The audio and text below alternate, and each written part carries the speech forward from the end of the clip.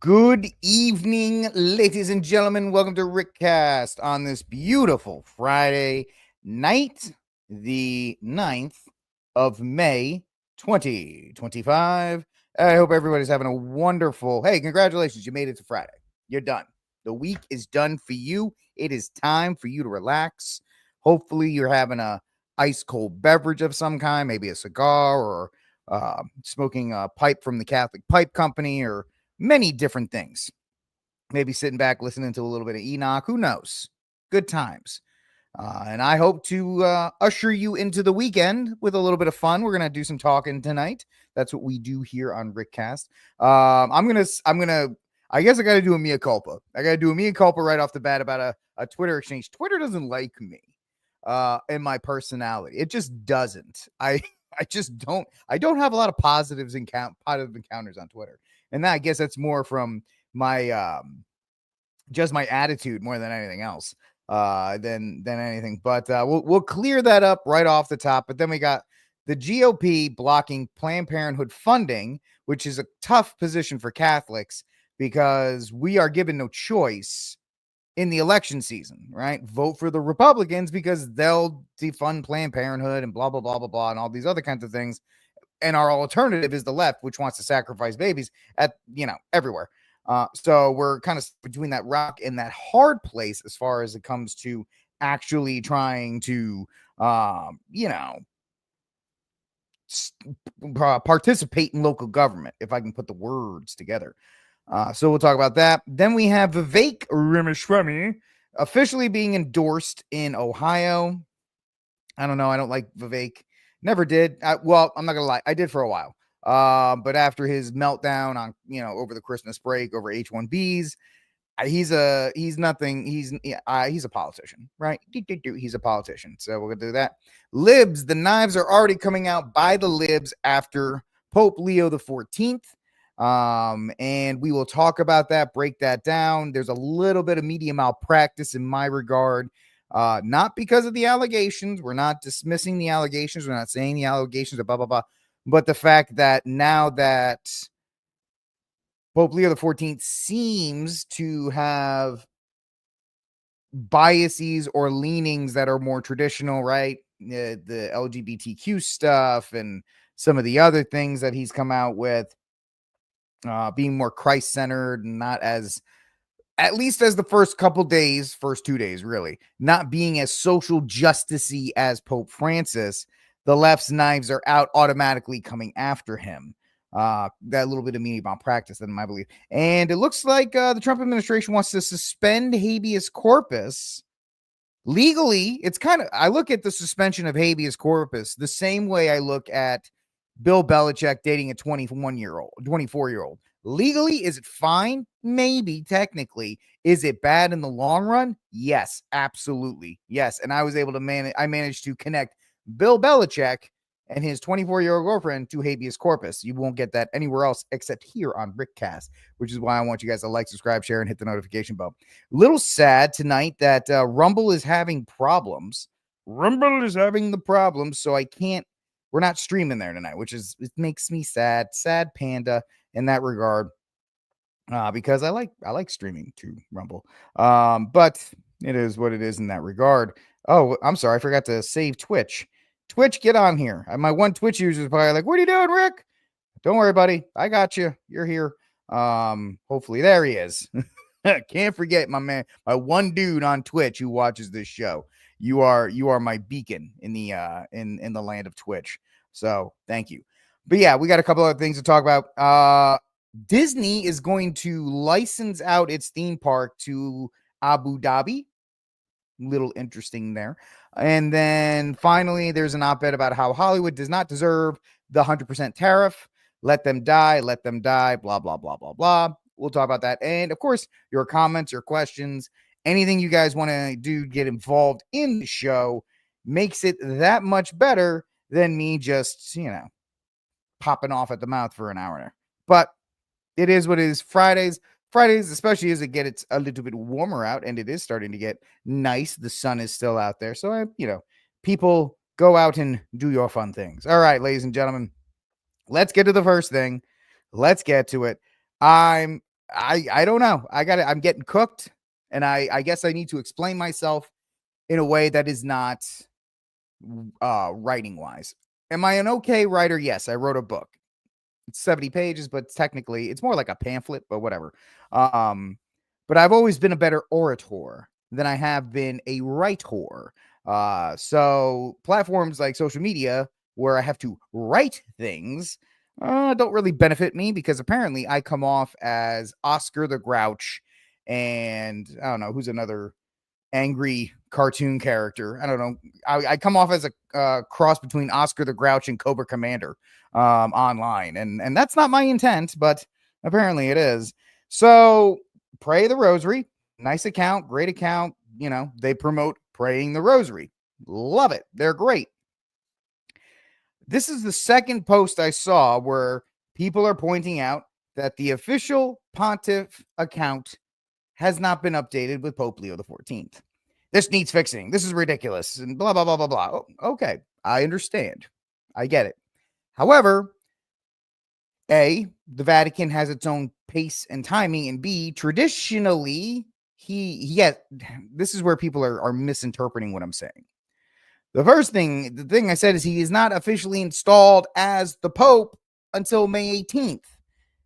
Meaning, and this, I know I don't like quoting secular media, but he will be formally installed as the pontiff during May 18th Mass. So that is in 9 days.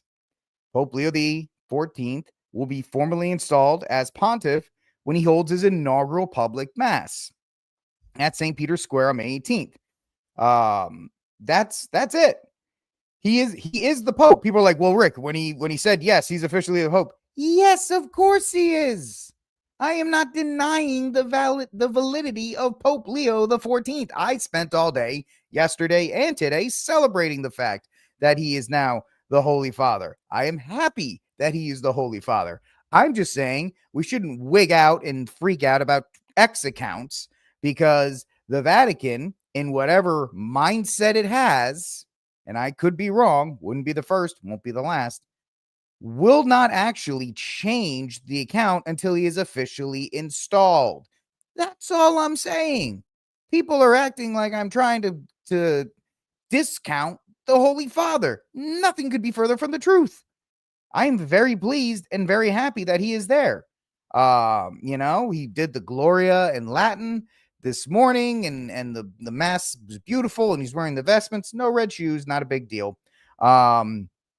And generally, it seems like he is going to be a nice reprieve from Francis. And I know people are black. There are people who are still 2 days in a row blackpilling over Pope over the selection of Pope Leo, but it's not something. Give me 2 seconds, guys. I'm sorry. Hold on.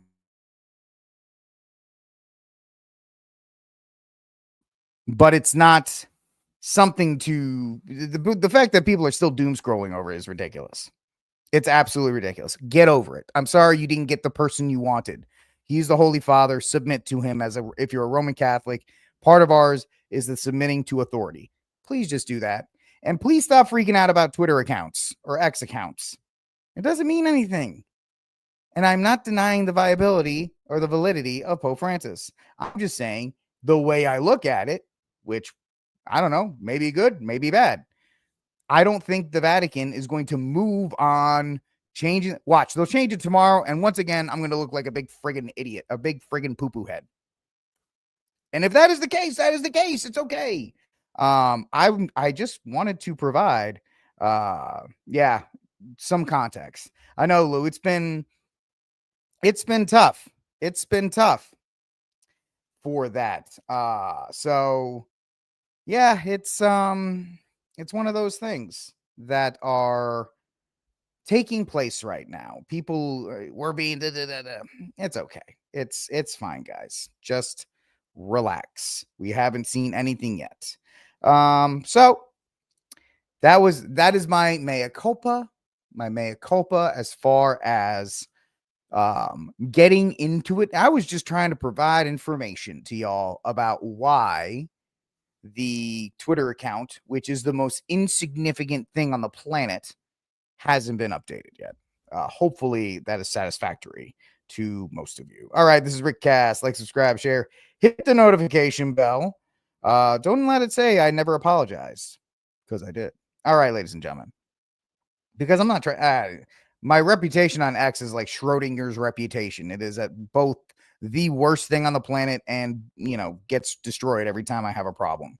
People are like, oh man, you ruined your reputation. So is my reputation terrible or is it good? I don't get it. Either way, whatever you think of me, that's your right. You do that, and I applaud you. This is America with our American Pope. You are free to think of me however you'd like. It's not going to hurt my feelings, and I'm proud of you for even having formed said opinion about me, because sometimes that's nice. Sometimes it's just a nice thing. Let's get to our second story of the day. All right. Entertainment. We have an entertainment story at the beginning and the back. So this was announced earlier this week that Disney is now putting a theme park in Abu Dhabi, which is a little strange because on the top, the idea is, oh wow, they're building a brand new park in Abu Dhabi. They're actually not. They're licensing the name out. That's what they're doing. So Disney is opening a theme park in Abu Dhabi in its first in the Middle East. The waterfront resort will open on Yas Island with immersive attractions, hotels, and dining.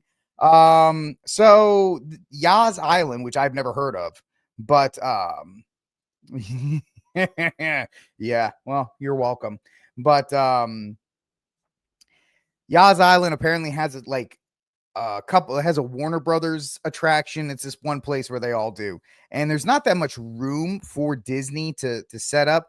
If you really want the in-depth stuff, WDW Pro, one of the best. He is a pro, and you can find him on all the major social media platforms.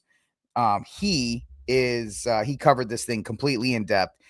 The long and short of it is Disney is desperate for money because it's not doing well at the box office. Its parks are not doing as well as people had hoped. So they're trying to make a splash by saying, look, we have a new park. We're going to build a new park here. Don't abandon us. Don't abandon it. No, this is nothing more than a licensing agreement. Disney won't have any real power or authority over it. And it did raise some eyebrows because Abu Dhabi, a Muslim Middle East country, it's not exactly the place where most Disney adults will end up. A lot of Disney adults seem to find themselves within the LGBT MAP community. And how do I know that? Because they have those days at Disney. So the fact of the matter is, I don't know how restrictive that will be in those parks. Probably be very restrictive, obviously, for many reasons. But yes, Disney has announced that there will be a new park. On the surface, they're going to try and tell you that it's a real park. It's a real thing. We have it. But in the background, what really it is a licensing agreement that the country of Abu Dhabi will run. They're going to build it. They're going to run it. You'll find like Mickey Mouse, Donald Duck, and Tow Mater running around. But outside of that, it's nothing really to write home about, to be safe. All right, ladies and gentlemen, let's see. They got rid of some of the most beloved and classic attractions at Walt Disney World. Yeah, right. No wonder they're losing money. Also, their park attractions and the way they do things at the park, Lou, has been just totally discombobulated. They have different tiers now. They've really almost created a caste system at the parks where the more you pay, the better your experience is, which is terrible because a lot of families can't afford multiple vacations and their kids want to go to Disney. So they save up their money throughout the entire year to go to Disney. And then they can't have the experience that their kids want because they're maxed out. They don't have any money left and they got to sit there and wait while other people who can afford to spend more money have a better experience. And the theme parks, which is the lifeblood of Disney, obviously, are getting hammered.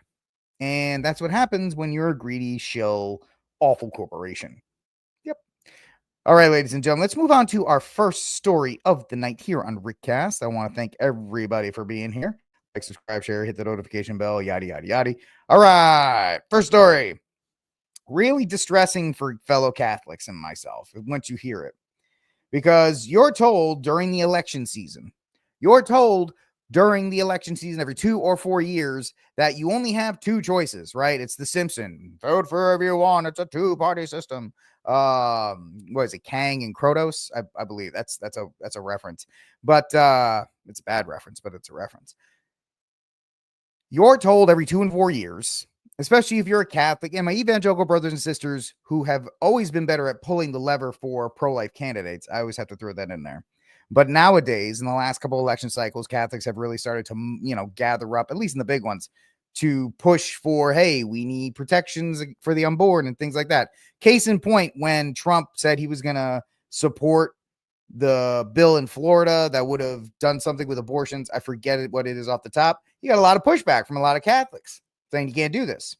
Of course, those same Catholics shut up when he signed an executive order on IVF, but that's a different story for a different time, ladies and gentlemen, not to talk about that. But you're told you need to vote for one of these two parties. You must do that. If you don't vote for the Republicans, babies will die.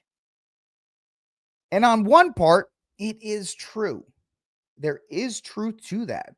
Babies will die because Democrats will come in and they will put in all kinds of obscene laws that you've seen in places like California or New York, or even my home state of Rhode Island. They pretty much they make you fund abortions. And so we feel if you want to participate in the process, you have no choice as a Catholic but to vote for Republicans, because you can't vote for Democrats because Democrats are evil. Sorry, hate to say it, but it's a fact. But then you get headlines like this one. Some moderate Republicans voice opposition to defunding Planned Parenthood at closed-door meeting, by Catherine Hamilton of Breitbart.com. Several moderate Republicans, and that's your first clue about how this is not going to go well, moderate Republicans voiced opposition to defunding Planned Parenthood in a reconciliation package during a closed-door meeting with House Speaker Mike Johnson and House Minority Leader Steve Scalise Tuesday. Notice, I don't even know what notice is, citing sources familiar with the matter. Many Republicans and pro-life groups have been pushing the GOP to use budget reconciliation to cut Medicaid funding to Planned Parenthood, which performs abortions and provides quote-unquote other services. More abortions. Where was it? Oh, while the Hyde Amendment bars taxpayer funds for paying specifically for abortions, opponents are against providing any funding to a group that performs them, as they should.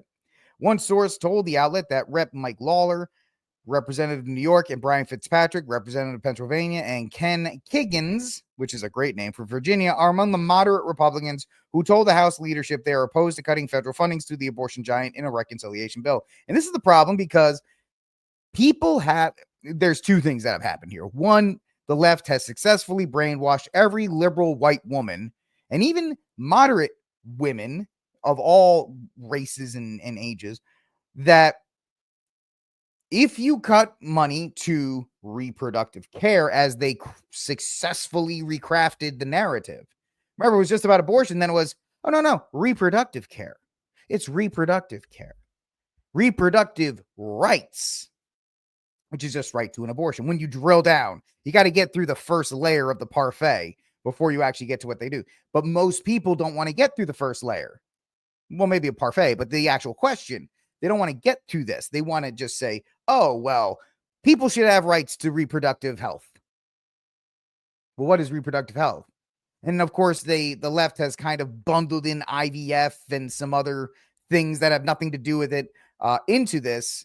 And then they threw an abortion and say, well, if you get rid of reproductive health, then you're getting rid of IVF and all these other things, which, by the way, the Catholic Church is against because of a variety of reasons. IVF it's against the natural order. It enables child trafficking to same-sex couples and all kinds of graphic and awful things in that regard.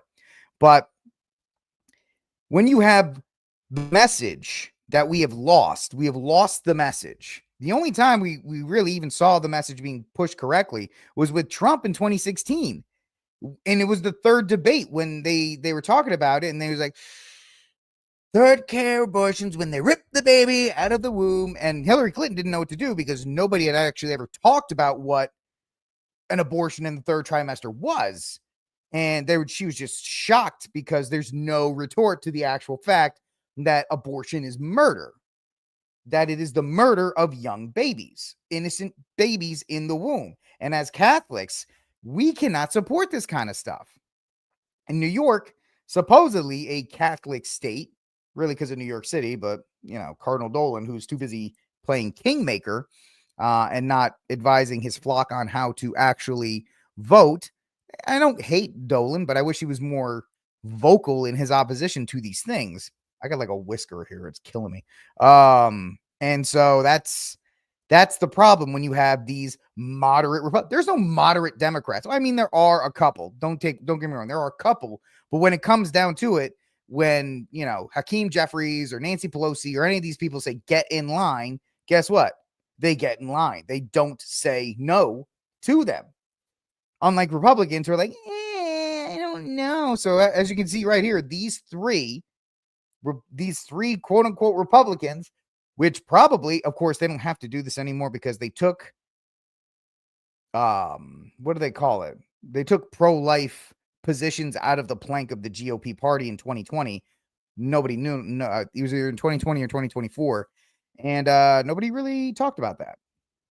Anyway, Johnson told Notice while leaving his office that discussions about defunding Planned Parenthood was not on our agenda. Johnson notably said at a gala last week from the Susan B. Anthony Pro-Life America that the reconciliation bill is, quote, going to redirect funds away from big abortion. So once again, Mike Johnson talking a big game, but then you get the argument of, well, we don't want to lose the seats because if we lose the seats, then the Democrats will come in and they'll just do whatever. But at the same time, the agenda that you're being supported of is not being fulfilled. So, of course, that's the game that Republicans have to play.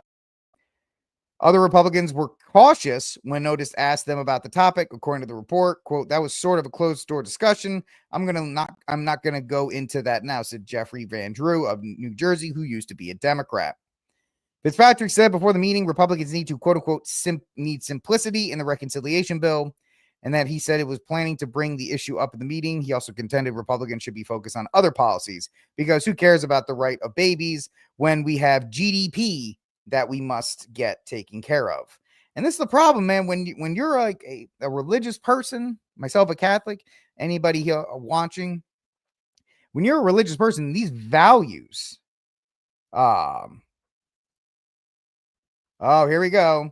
Planned Parenthood does a lot more than abortions. You should talk to some women at some time.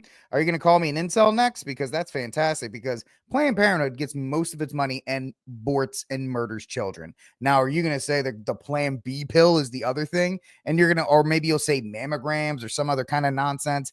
Get that nonsense out of here. Don't even try that. I mean, you're welcome to your opinion, LH. This opinion is wrong.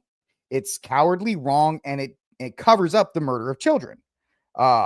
So, oh, yes, of course. So all right, I will be generous. I will be gracious in this. Let me just say this. Let me say this. If we just defunded the abortion part, because I think that's what they're saying. Hey, we want to defund the money that goes to abortions, and you can keep Planned Parenthood, but you can only do pap smears, gyno exams. You can do all that stuff, but you can't abort a baby. Do you think they would do that? You don't know, because they've already been asked that question. They said, we won't do that. We will continue to murder children. No, it's only nonsense if you are really into the murder of children, because that's the baseline of what Planned Parenthood does. The organization was founded by Margaret Sanger, who is 100% into the extermination of certain types of people within the population.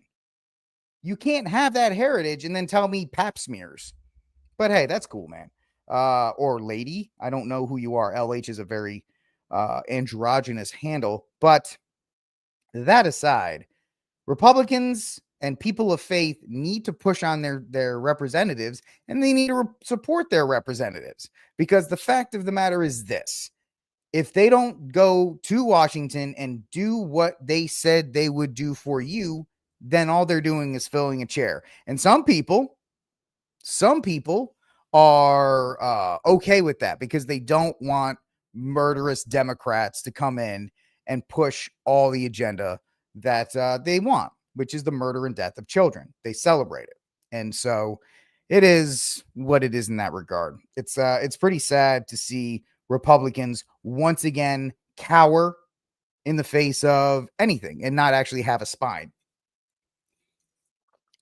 which ironically enough led to the election of Trump in the first place because they thought he had a spine. But now it seems like he has backpedaled away from that. Melania Trump did the same thing in the 2024 election and so forth. It's kind of nuts. All right. This is RickCast. Like, subscribe, share. Hit the notification bell if you like what we're doing. Join the conversation. I don't care if your opinion's wrong. I just like the fact that you're engaging in it. It's fantastic. And I find that liberals really like my program, or people that don't agree with me. And that's great. I love it. Come on in. Tell me your incorrect opinion, and I will tell you that you're wrong. Next story up, ladies and gentlemen. This is from one of these Cleveland.com. Cleveland. Ohio Republicans hand Vivek Ramaswamy an early endorsement in the GOP governor race. I think this is pretty much a response to the fact that President Trump did this as well. I don't think you need to actually not use Google. Google's not a great search engine. And I'm about habeas corpus. You know what, LH? I want you to do me a favor. Stay. You may not like what I'm going to say for the rest of these stories. Stay for the habeas corpus. You might be surprised. Oh, well, YouTube's never wrong. No, I'm not even trying to be a jerk, which I'm not. Stay for the habeas corpus story. It's the last story, and listen to my opinion on it. I guarantee you are going to be surprised about it. All right, ladies and gentlemen, let's see. No, see, this is what we call a teaser. You need to wait. From Cleveland, I got to reset the segment now. Thank you, LH. Got to keep those opinions until in between the segments. You got to keep them in between the segments so I can keep these clean. I don't care if you ask me a question, but once I start another segment, you got to let me roll with it. Right? Cool. All right. Next story from Cleveland.com. Ohio Republicans hand Vivek Ramaswamy an early endorsement in the GOP's governor race. So, Trump already endorsed Vivek Ramaswamy. I didn't think that was a good idea. I don't like Vivek. I don't even think he's that good of a politician. People liked him. Myself, I did welcome him to the primary. We all knew Trump was going to get the nomination, but we all welcomed Vivek into the primary because there was at least something to watch, right? He was a slick talker. He kind of understood meme culture. He was better than Nikki Haley, who was just shrill. And Ron DeSantis was the RMS Titanic in real time as he was sinking. And at least Vivek was something we're like, oh, look, Vivek said this silly thing, or he rapped to Eminem, or he was on Instagram or whatever. So people got the idea that because he was a nice flash in the pan, that he would be a decent politician long term. And that's not a great strategy because he's not a great politician. And we saw this with the H-1B visa crisis that took place during the Christmas break, where he insulted American culture. He called you lazy. He called you fat. He called you stupid. And he said because you were the jock or the prom queen and you didn't stay home Friday night doing mathematics tables, that you were a loser. And of course, that's the big thing about it is the Democrats are going to dig all of that up and they're going to pound him with that stuff. I mean, if they were smart, they would do it. And it's going to be really tough for him to dance around those kinds of things. Now, he tried to do a little bit of a press tour to actually get away from that to improve it, but that stuff stays with you forever. Anyway, Vivek Ramaswamy holds the 2026, let me get you a better view of this thing, holds the 2026 GOP nomination for governor. His hold on it got even tighter on Friday as he landed an early endorsement from the Ohio Republican Party. The endorsement approved by the supermajority of Ohio GOP State Central Committee came despite lobbying by Ramaswamy's main primary opponent, Attorney General Dave Yost, and a last-minute hint by Lieutenant Governor Jim Tressel that he might consider joining the race. After the vote, held behind closed doors, Yost campaign manager Emily Hodner released a statement congratulating Ramaswamy, saying the Attorney General was going to take a few days to consult with key supporters about the path forward.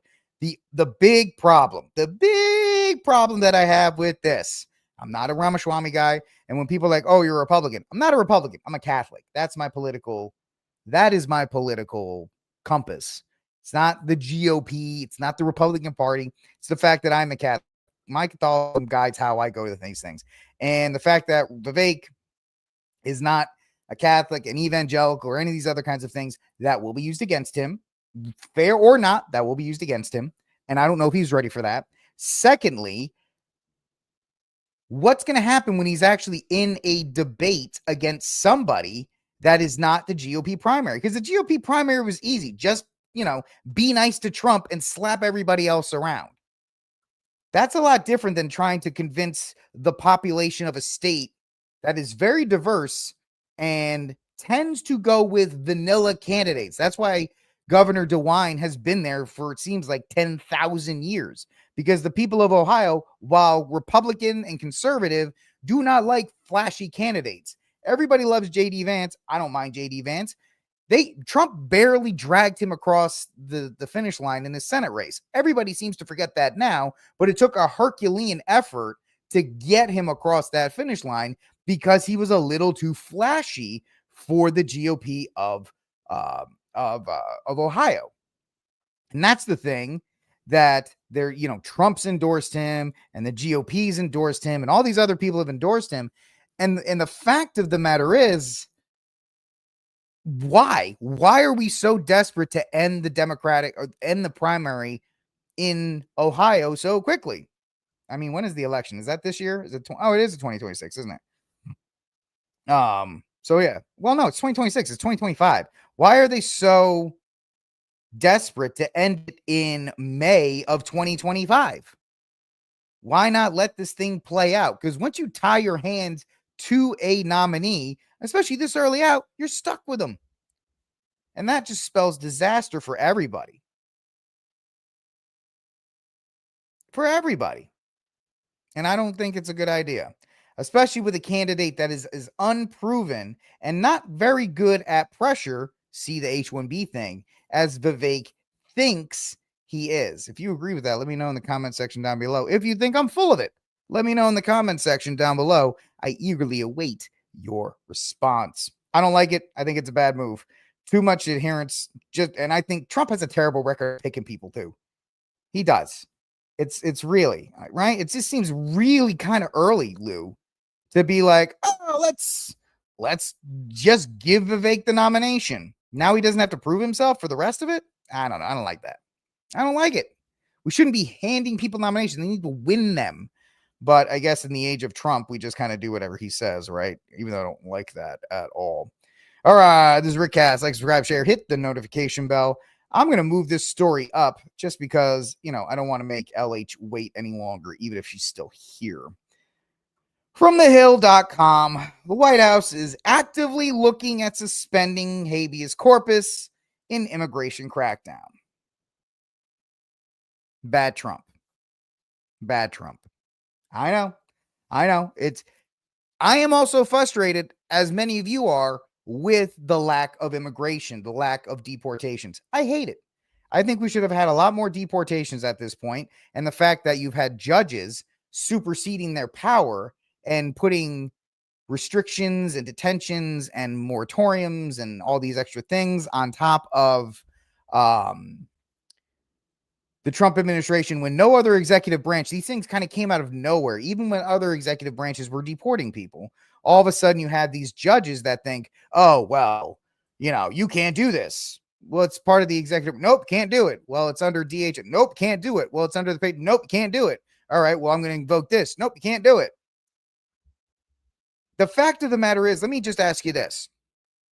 A, The whole reason Trump has any kind of momentum, and the majority of people that voted for Trump wanted immigration, wanted mass deportations. This is a fact. They wanted the deportations. They wanted the deportations because the previous administration let 10 to 15 to 20 million immigrants in en masse with no restrictions. They didn't have to get a COVID shot when they came across the border. They just came right in. So people want some kind of return. So if you don't like mass deportations, you should have held the Biden administration more account than you did. Than just turning a blind eye. La, la, la, la, la. Look at all these immigrants coming in. No, it's not a big deal. Then 3 years later, you're like, these people got to go. One thing is not the other. Trump is only a result of Biden in this regard. And when you strip all of the ability of Trump to execute the office and the powers of his office, one of them being immigration, at least through DHS, illegal immigration, law and order crackdown, whatever you want to call it. I'm fine if you want to argue with it, but people have elected him. He does have a mandate on that, both the popular vote and the electoral college. This is the stuff you get. This is the stuff you get. The singing or the floating of habeas corpus. And there are going to be people that will say, well, Rick, and I have some notes here, so give me a second. Under the U.S. Constitution, Article 1, Section 9, Clause 2, it allows for the suspension of habeas corpus, quote, only in such cases of rebellion or invasion, the public safety may require it, unquote. And some people will say, hey, he's declared an invasion at the southern border. I don't like it. I don't like it. We shouldn't ditch habeas corpus. We shouldn't do it. And I'll tell you why. I don't want these things done. Well, Lincoln did it. I don't like Lincoln. Lincoln was a tyrant that launched an unjust war on a sovereign country, regardless of what you think slavery was. And if you don't think the South was a sovereign country, they seceded, set up a constitution, their own currency, elected a president. You know who else did that? The 13 colonies on the 4th of July. They seceded, they set up a working government with their own currency and everything, and their own army. And we celebrate that every 4th of July. But yet when the South did it, it was okay for Lincoln to come in and murder 500,000 people in the name of taxes. Now, this is going to get me in trouble. A lot of people are going to say slavery, and I want to argue that. But the fact of the matter is, Lincoln invaded a sovereign country. And if you actually think about it, you know I'm right. The second thing is, habeas corpus should never be suspended. If you are a society that is based on rule of law, you should not do it. Ever. Because it sets a bad precedent. The last time it was done was 1941 in Hawaii after Pearl Harbor. Following the attack on Pearl Harbor, habeas corpus was suspended in Hawaii under martial law. And you know what that was? That was to go after the Japanese that were living there. I don't like it. I'm sorry. The rule of law must always be protected. But Rich, he declared an invasion.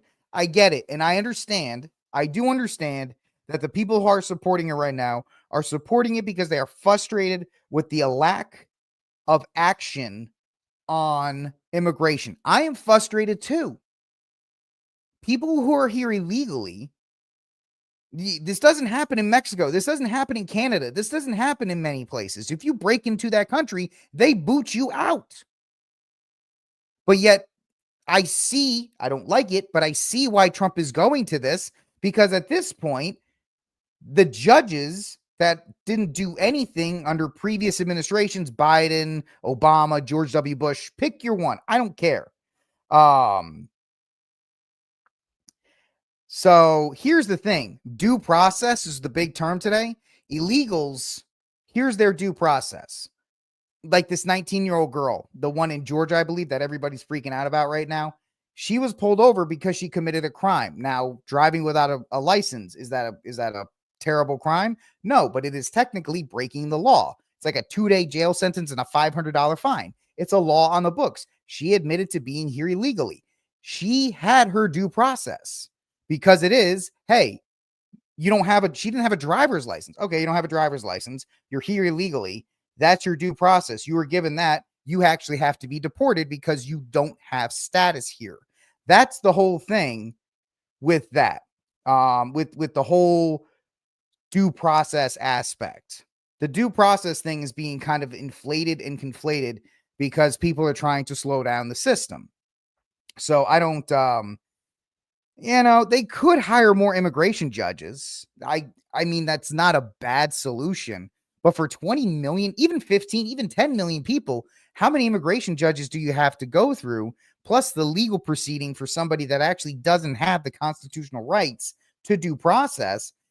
It just seems like these are steps that other countries that are democracies, quote unquote, don't have to take. Because if you go into their country, they just boot you.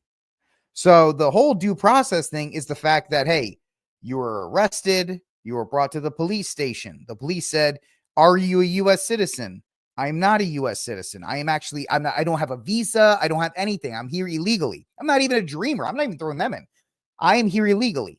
Okay, well, since you're here illegally, you actually don't have, you are an illegal. So the due process is you have to go back to the country of your origin. That's it. That's really all due process has to be for somebody who came over the border, who never registered as a legal immigrant, never did any of these other things. Her father was here for 15 years, this 19-year-old in Georgia. He had ample time to go through the process, to get a visa, to get all these other kinds of things, and he never did. I hate the fact that these things do this. And so, unfortunately, his daughter now has to bear the burden of her father not doing it, of not taking the right steps. So it is.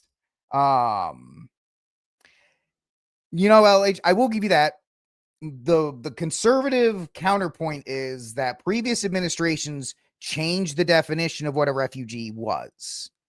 So are we talking about, like, when we talk about refugees, if you're coming from Venezuela or whatever, according to international law, you're supposed to go to the first safe country. If you're coming from Venezuela, Guatemala, or any of these other places, Mexico is technically your first country, and that's the place you're supposed to apply for refugee status or asylum ship or whatever the case may be.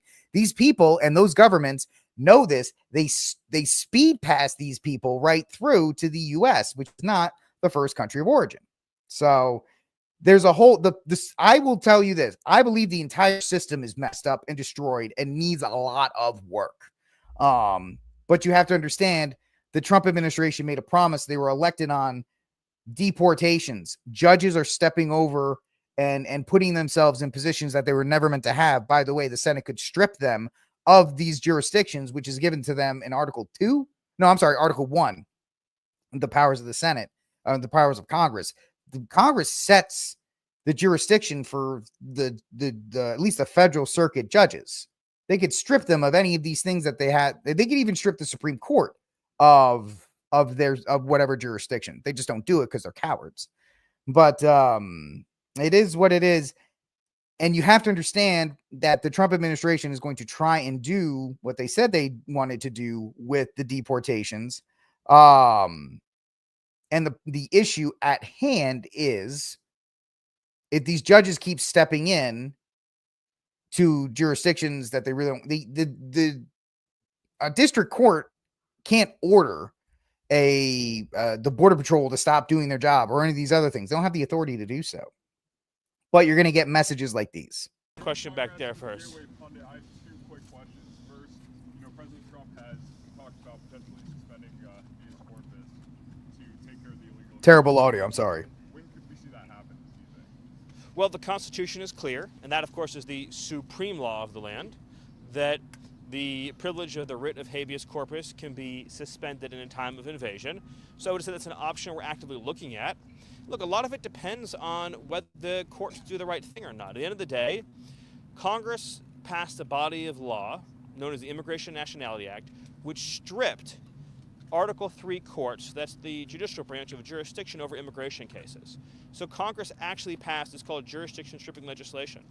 It passed a number of laws that say that the Article 3 courts aren't even allowed to be involved in immigration cases. Many of you probably don't know this. I'll give you a good example. Are you familiar with the term temporary protected status, or TPS, right? So by statute, the courts are stripped of jurisdiction from overruling a presidential determination or a secretarial determination on TPS when the Secretary of Homeland Security makes that determination. So when Secretary Noem terminated TPS for the illegals that Biden flew into the country, when courts stepped in, they were violating explicit language that Congress had enacted, saying they have no jurisdiction. So it's not just the courts aren't just at war with the executive branch. The courts are at war, these radical rogue judges, with the legislative branch as well, too. So all of that will inform the choices the president ultimately makes, yes. Mr. Miller. I still don't like it. I still don't like it. I think that's a bridge too far. And if you are a conservative or anybody that's not a Democrat, you have to be wary of, and this is the things we've been talking about with the executive orders and all the other things. Everything that Trump does that the right is cheering on, you have to be careful of when, as we joke here, President Ocasio-Cortez or President, Stephen A. Jackson does the exact same thing to you. So it is whatever it is. If he's true, I don't know. I didn't fact check this, Lou, but if you look under Article 1, the Congress does have the power to strip courts of jurisdiction all the way up to the Supreme Court. People don't really know that. Let me see if I can do this. Congress, can't spell, has the power to strip courts of jurisdiction. I can't spell. I'm just doing this real quick. Golly, I'm blind. All right. Let's see here. Let me see if I can bring it up for you guys so we can all read this in real time so you don't think I'm lying or stupid, even though I'm technically am dumb. But let's see. Article 3 of the Constitution establishes the judicial branch of the federal government, creating the federal judiciary with significant independence, providing federal judges. However, the framers also granted Congress the power to regulate the federal courts in numerous ways. So Congress does have that. And I don't want to read the whole thing, but I'm going to drop this in the chat so you guys can read it. So technically, and I'm saying, if Stephen Miller is correct, if they put something out there, if Congress did pass a law that stripped them, they're constitutionally sound in this case. And so I just want you can read it. That's there. I put it out for you guys. One key way that Congress can regulate federal courts is by establishing the scope of jurisdiction.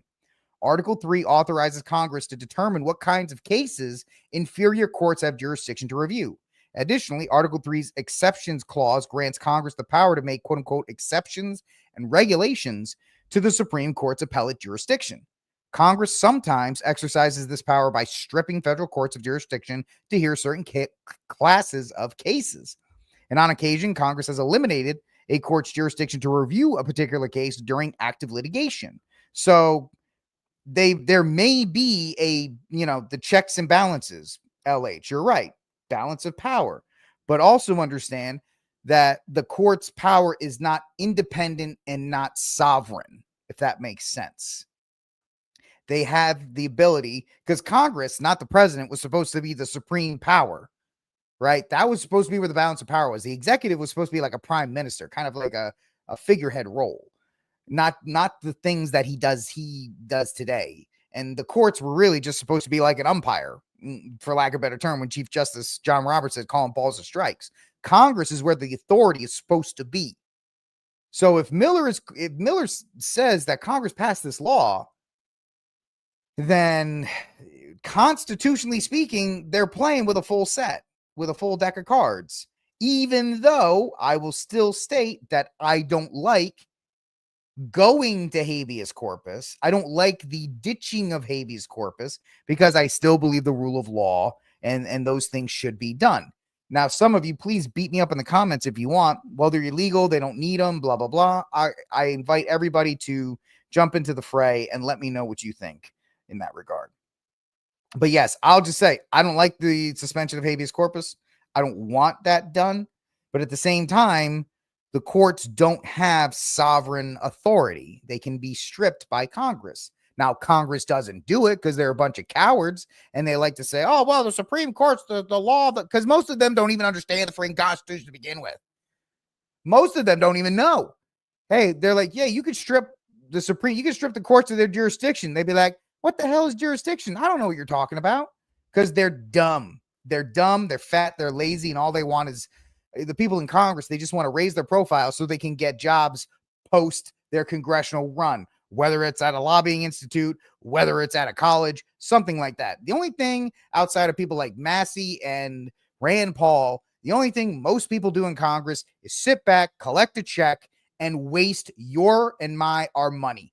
You know what I mean? The fact that like MTG, Marjorie Taylor Greene's, her biggest accomplishment is getting the Gulf of America named. Great job. Thank you for wasting how much time renaming a giant puddle of water. It's not a puddle. Obviously, it's a major body of water. But seriously, what are we doing? Who cares? We have to have pride in our body of water. I don't care if it's the Gulf of Mexico. Call whatever you want. Anyway, so I don't like habeas corpus, but I understand why the Trump administration feels they have to go there, because they're being continuously roadblocked by judges that have no authority or could have that authority stripped from them at any time. Contentious, but I hope that answered some questions. This is RickCast, ladies and gentlemen. We are blasting through this. Like, subscribe, share, hit the notification bell. And I love it. G-Money's here. We can start the party. That's right. We got an American Pope. Get it. Speaking of our American Pope, let's get to our last story of the day. Let's see. So let us start by saying we here at RickCast, we being me, do not denigrate the suffering, the hurt, the pain that any abuse victim feels, whether it's in a church setting, a school setting, a private setting. Abuse is abuse. It's terrible. And it needs, the penalties for abuse need to be harsh, severe, and to a point that people never think of doing it again. So the fact of the matter is that under Pope Francis, because the liberal media was hoping that he would shape the church in a more progressive direction, they did not bring these things up because the who am I to judge on the LGBT stuff and all these other kinds of things. They kind of gave him a pass, and they didn't bring the abuse allegations up. Now that there is a new Pope, Pope Leo the 14th, who has things on the record against the LGBT MAP lifestyle and all the, some quote unquote based opinions. Now the legacy media is picking up on these stories. What do I mean? The organizations that will be mentioned in the story are correct, but they were never interviewed. They were never talked to under Francis because they didn't want to bring that attention to the church under the pontificate of Francis, because they were hoping that he was working with them to shape the church in a different direction. But it's not. He has been Pope for one day. Here we go from WTOP News. The new Pope, Leo XIV, has in common with many of his peers in the Catholic hierarchy. He's been in positions of authority when accusations of sexual abuse have risen against priests under his supervision. Now, let me just bring this up. This is not a comparison. This is not a whataboutism. I am just saying that the legacy media only targets the Catholic Church for these types of investigations and hit pieces because the Catholic Church is the only church out there. The only church that steps in the breach. Ergo, I know this makes people upset. In 2023, the SBC, the Southern Baptist Church, released a report showing 700 cases of sexual abuse within its confines. Just Google female teacher and student, I can't say the whole thing, and see the amount of articles that come up. Nobody talks about the public school. Nobody talks about the SBC. These are also places where there's a hierarchy. Well, outside of the SBC is a little loose run. But like for schools, you have principals, you have human resource, you have all these other things. Yet these things completely go out and, well, before you get too big, LH, there's a big reason. We don't want to talk about a certain group of people that Libs love, that's alphabetical, that has a huge problem with child abuse, but we won't go there. We're just going to stick with this story. The Libs go after the Catholic Church because the Catholic Church is the one true church that stood in the breach against progressivism. That's it. So these stories have been around. These stories have been around. They've been reported by Catholic News. They have been over here on the College of Cardinals report. They detail all of this stuff. This stuff was documented far back. Let's see. I think I said it earlier. I should have kept it. Back in 2024, way before he was even considered for Pope, these things were brought up, but they were never given mainstream attention because he was not Pope. So they didn't deem it necessary, and plus Francis was there. Now, some of the advocates for the victims say there needs to be an accounting of how Leo, the name taken by Cardinal Robert Prevost upon his election Thursday, handled such cases when he held positions of church authority in Chicago and Peru. And they hope as Pope, he will crack down on other bishops who say they are mishandling similar cases. Some might advise giving the new pontiff the benefit of the doubt. We disagree. It is on Pope Leo XIV to win the trust of victims and their families.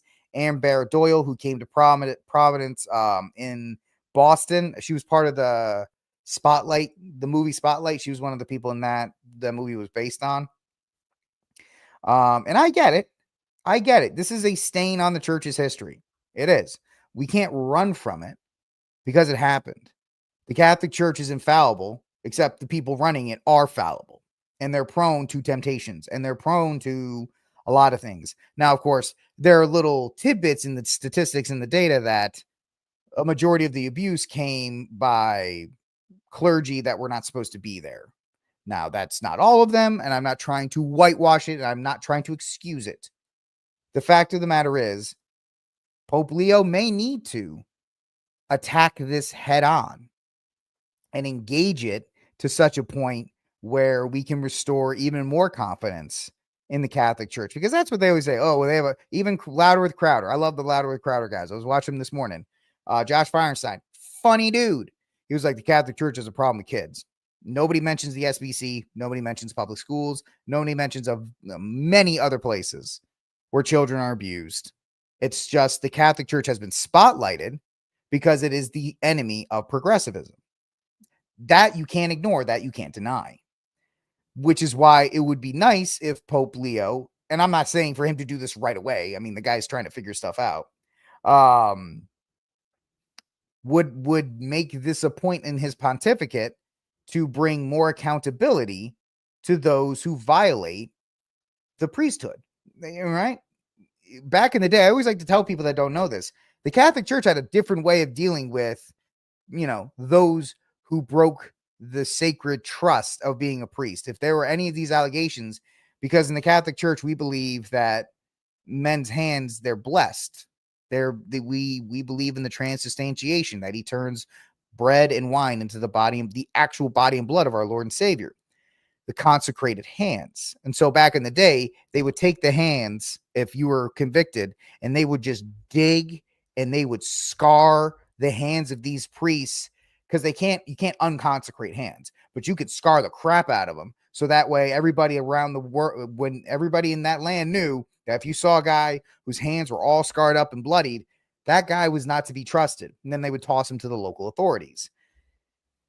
I don't agree with the way that St. Pope John Paul II handled the abuse scandals. I don't like the way that Cardinal Ratzinger kind of tiptoed around them. I don't like the way that they ignored them under Francis, because they were like, oh, well, it's fine because he's going to make it all progressive and great. And then all the other things.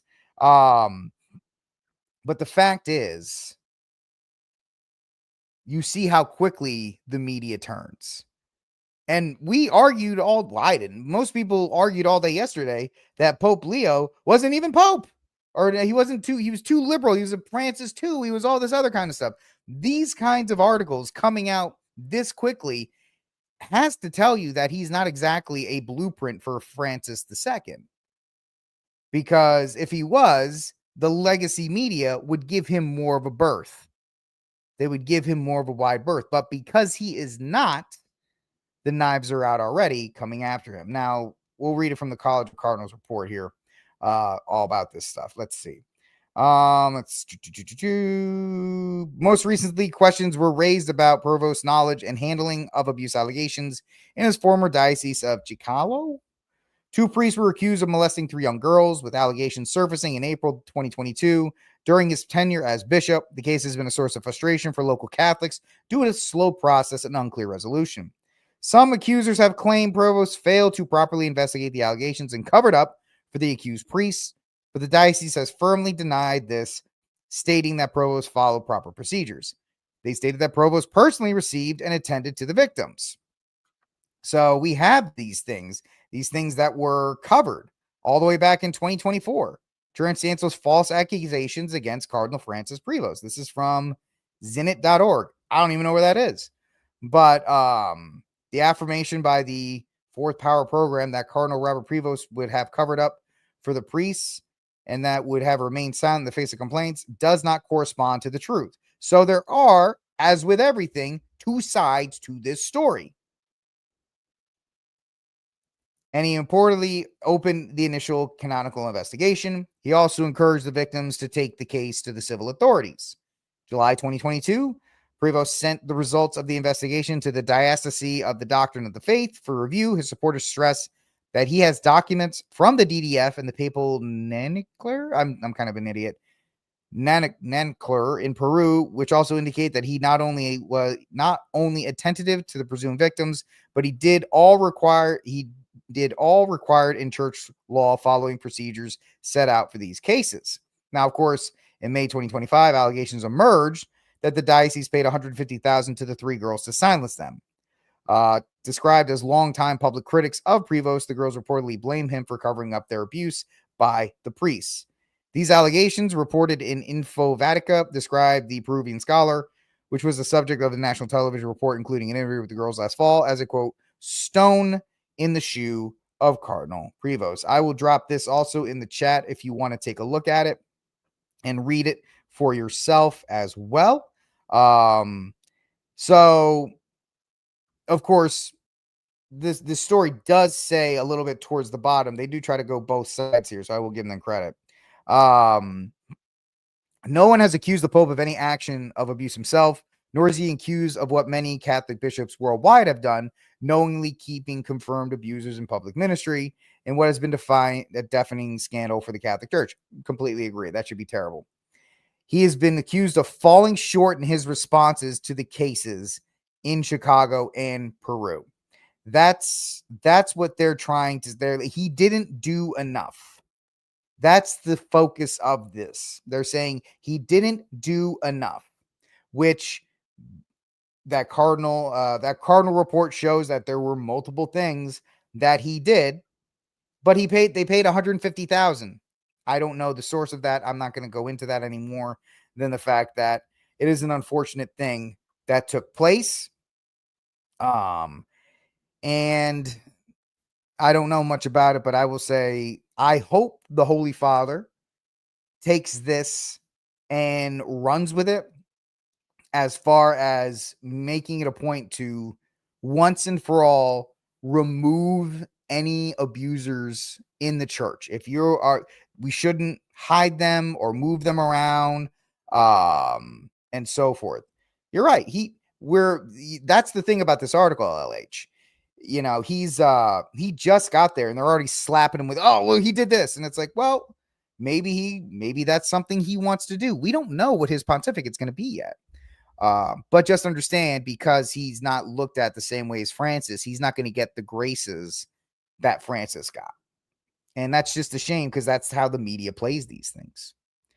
All right, folks, this is RickCast. Like, subscribe, share, hit the notification bell if you like what we are doing here. I was going to do a story. Thank you so much for hanging out with us, G. You have a great weekend, too. Appreciate it. I was going to do this story on Hollywood doesn't deserve a tariff bailout. I'll do a real quick. I did say we were going to talk about it. I'll do it real quick. Hollywood doesn't deserve a tariff bailout. President Donald Trump's obsession with tariffs is driven in part by his desire to restore industry to American communities and increasingly abandoned. Maybe we would all be better off, though, if Hollywood weren't a beneficiary of these tariffs. Trump announced a 100% tariff on foreign films in a truth post this month, declaring we already read that. Is it so bad? Come on, get out of here. Is it so bad, though, that Hollywood is being devastated? It has become, after all, a haven of anti-American liberal propaganda. Embedded in uber-liberal Los Angeles, Hollywood studios have been frozen out conservative voices and fostered their anti-American narratives on the rest of the country through their films and through their influence on the culture. Hollywood's hood to millionaire left-wing celebrities who work to elect terrible Democratic politicians. That infamous fundraiser when then President Joe Biden wandered around, lost on stage in Los Angeles, where George Clooney and others helped him, received $28 million. And they go on and on. I'll drop this in the chat. The idea, and there's a lot of people that are actually pushing this out there, that they don't deserve the help that he's giving them. And I don't know why, and we said this the other day, I don't know why Trump is so desperate to help people that hate him. And they do. They do not like him in any way, shape, or form. They just hate him. So I don't know why he's going over this. Trump's a celebrity, so he's always going to want to try and help them. I think LH brings up a great point. The use of AI is going to do more damage than the tariffs.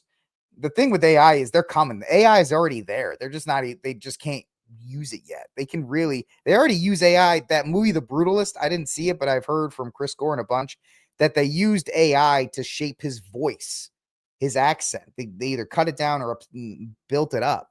So, a lot of people are being like, Trump, I get what you're trying to do.